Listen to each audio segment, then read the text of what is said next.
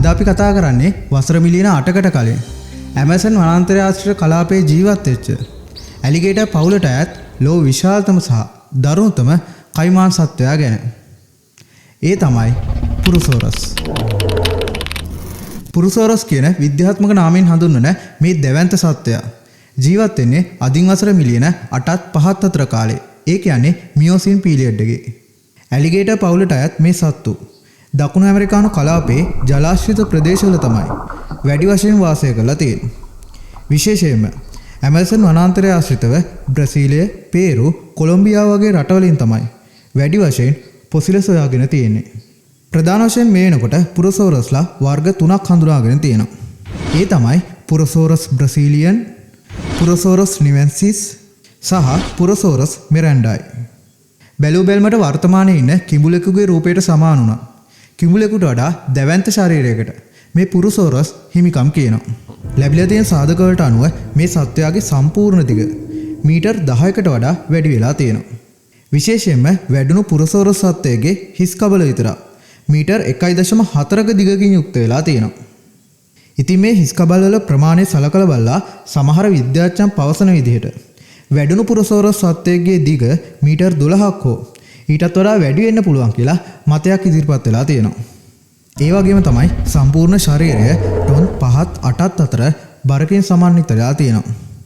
කිඹුලෙකුගේ සමටත් වඩාත් ඝනකමව නිර්මාණය වෙලා තියෙන පුරුසෝරස්ගේ සම වෙනස් සතුන්ගේ ප්‍රහාර වලින් ආරක්ෂා වීමටත් ආහාර සඳහා දඩයමේදී වැදගත් වෙලා තියෙනවා. ඉතින් මේ විදිහට නිර්මාණය වෙලා තියෙන මතුපිට තද සම ඇලිගේටර් පවුලේ සෑම සතෙකුගේම පොදු ස්වභාවය.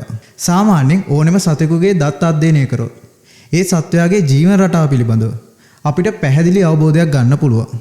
පුරසෝරස් වැඩුණු සත්වයෙක්ගේ මුඛයේ සෙන්ටිමීටර් 4-5 පමණ දික් වෙච්ච දත් 80-100 අතර ප්‍රමාණයක් තිබිලා තියෙනවා.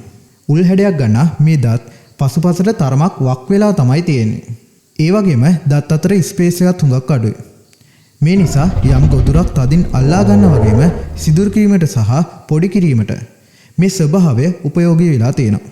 විශේෂයෙන්ම මේ සත්තුන්ගේ දත්වල ක්‍රැක්ස් විශාල ප්‍රමාණයක් දැක ගන්න ලැබෙන නිසා විද්‍යාඥයන් විශ්වාස කරනවා මැනටිස් සහ කැස්බෑවන්ගේ තියෙන ශක්තිමත් අස්ථි කොටස් පවා කඩා බිඳ දැමීමේ හැකියාව මේ පුරසෝරස්වලට තිබුණා කියලා.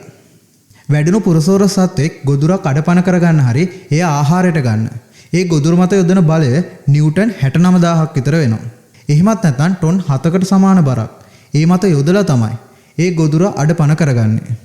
සාමාන්‍යයෙන් අද ඉන්න කිඹුලෙකුගේ බයිට් ෆෝස් එක වෙන්නේ නිව්ටන් 16000ක් විතර. ඒ වගේම අපි හැමෝම අතර ප්‍රසිද්ධ T-Rex කොච්චර දරුණු ඩයිනෝසරයෙක් වුණත් මෙයාගේ බයිට් ෆෝස් එක වෙන්නේ නිව්ටන් 57000යි. ඒ වගේම තමයි පුරසෝරස්ගේ බෙල්ල තරමක් කෙටි ස්වභාවයක් ගත්තත් බෙල්ල නිර්මාණය වෙලා තිබුණ ශක්තිමත් මාංශ පේශී නිසා විශාල සතුන් පහසුවෙන් ආහාරයට ගන්න පුළුවන් වෙලා තියෙනවා. මේ දත්ත බැලුවම ඔයගොල්ලන්ට තේරුම් යනවා ඇති පුරසෝරස්ගේ ශක්තියට අභියෝග කරන්නේ එඩිතර වෙච්ච කිසිදු ජීවියෙක් මේ වෙනකොට හිටියේ නැහැ කියලා.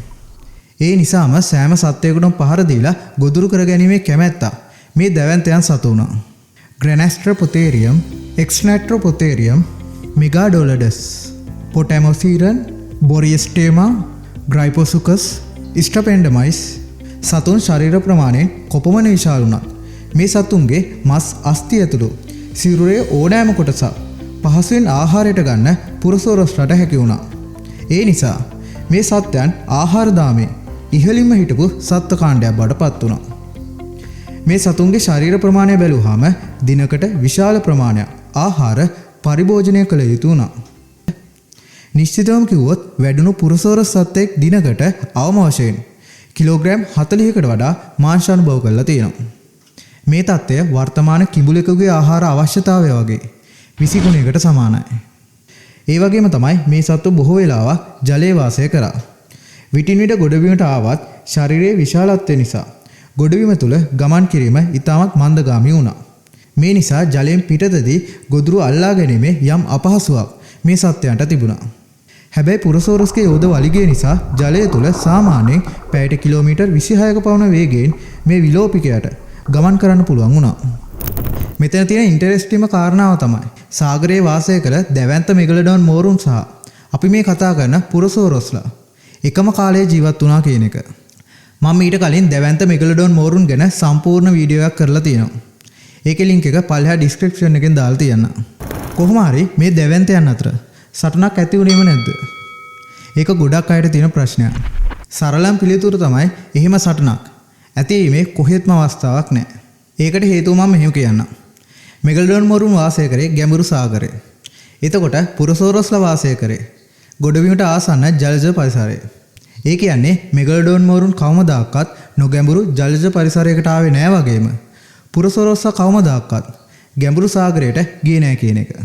කොහොම හරි පුරසෝරස් කියන මේ දැවැන්ත මාංශ භක්ෂකයන් අදින් වසර මිලියන 5කට කලින් පෘථුවියෙන් සදහටම වඳ වෙලා යනවා. මේ සත්තුන්ගේ වඳවීම පිළිබඳව ජනප්‍රිය මතය ඇන්ඩිස් කඳුවැටේ නිර්මාණය සමග සම්බන්ධ වෙනවා. ලොව දිගින් වැඩිම කඳුබන්තියක් වන ඇන්ඩිස් කඳුවැටිය මේ කාලයේදී තමයි නිර්මාණය වෙන්න පටන් ගන්නෙ. මේ කඳුවැටිය නිර්මාණය වෙන්නේ නැස්කා භූතැටිය සහ දකුණු ඇමරිකානු භූතැටිය එකිනෙක ගැටීමේ ප්‍රතිඵලයක් විදිහට. මේ නිසා මේ කලාපයේ සැලකිය යුතු තරමේ ජලවහන රටාවේ වෙනස්කමක් ඇති වෙමින් තිබුණා. ඉතින් මේ විදිහට වෙනස් වෙමින් තිබ්බ දේශගුණ රටාවට අනුවර්තන වීමට නොහැකි වීම නිසා ආහාරවල හිඟතාවයත් නිසා මේ සත්තු පෘථුවියේ වඳ වෙලා යනවා. ඉතින් අද අපි කතා කරේ ප්‍රාග් ඓතිහාසිකයෙකුගේ එහෙමත් නැත්නම් මියෝසීන් පීරියඩ් එකේ පෘථුවියේ හිටපු දැවැන්ත මාංශ භක්ෂකෙක් ගැන. ඉතින් ඕගොල්ලෝ මේ සත්වයා ගැන මොකද්ද හිතන්නේ? ඕගොල්ලන්ට හිතෙන දේවලුත් පල්ලෙහා කමෙන්ට් සෙක්ෂන් එකෙන් දාන්න. ඉතින් ඒ වගේම තමයි පෘථුවියේ ජීවත් වෙච්ච පුරාණ සත්තු පිළිබඳව තොරතුරු ඇතුළත් කරලා FB page එකකුත් මම පටන් ගත්තා. ඒකේ ලින්ක් එකත් පල්ලෙහා මම දාලා තියන්න. ඕගොල්ලන්ට ඒ page එකනොත් තවත් තොරතුරු ලබා ගන්න පුළුවන්. ඒ වගේම අපේ channel එක තාම subscribe කරලා නැත්නම් subscribe කරගෙන යන්න. මේ වගේ වීඩියෝස් බලන්න කැමති යාළුවන්ටත් අනිවාර්යයෙන්ම මේ වීඩියෝ share කරන්න. ආය අලුත් දවසක තවත් මාතෘකාවකින් ඉක්මනට හම්බ වෙමු.